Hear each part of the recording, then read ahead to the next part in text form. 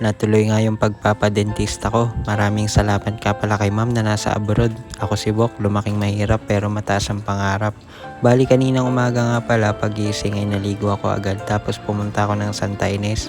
Shoutout nga pala dito kala ate na napapanood nga daw tayo. Kung minsan kasi ay dito ako pinapabili ni mama ng almusal, partikular na yung lugaw.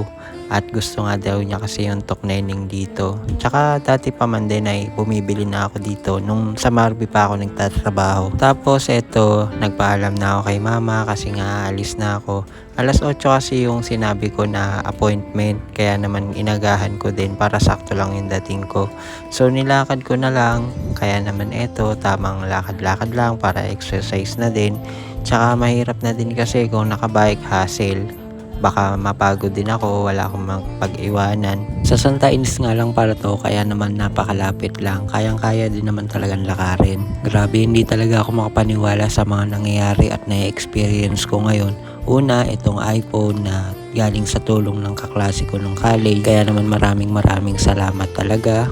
Tapos ngayon naman ay ang maayos itong ipin ko. Pangarap ko lang din dati na makapag mirror shot gamit ang iPhone pero ngayon ay nararanasan ko na din. Tapos ay may sasahurin na nga pala ako sa isang buwan dahil nga sa pagbablog ko at dahil din yun sa mga suporta nyo. Na ibibili ko na din si mama ng mga duster niya dahil yung mga dating duster niya ay tinatahi ko pa dahil nga butas na. Kumbaga parang iniisip ko yung sakripisyo ko sa pagbablog simula nung 2022 ay nagbubunga na ngayon dahil napapanood na ako ng mas maraming tao at salamat talaga dahil 49k followers na tayo. Sobrang thankful din ako kasi ang dami yung sinasuggest sa akin na nakakatulong din naman talaga.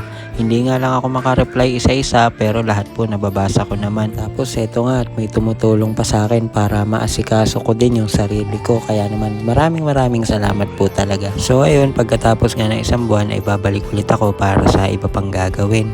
Meron pa nga isang follower natin na nasa ibang bansa din at inutusan niya nga ako mag-canvas ng mga induction cooker, yung mga kawali para sa induction at sasagutin niya nga daw yung pambayad ng kuryente at tubig. Kaya lang hindi ko na naasikaso. Shoutout nga pala dito kala bossing at kila madam. Tapos ay dumiretso na nga ako ng Balagtas dahil nga may kailangan akong bilhin. At dumiretso na din ako dito para kumain. Ayan nga at kumain ako ng sopas. Dahil nga medyo masakit yung pagkakagawa. Pero sulit naman at worth it naman. Kumbaga part ng process yun. Kaya sa ngayon ay tiis pogi muna tayo hanggang sa matapos. Bali ang binili ko nga pala ay yung case ng iPhone natin dahil para tumagal siya. Baka mamaya kasi mabagsak ko. So mahirap na biglang masira kaagad.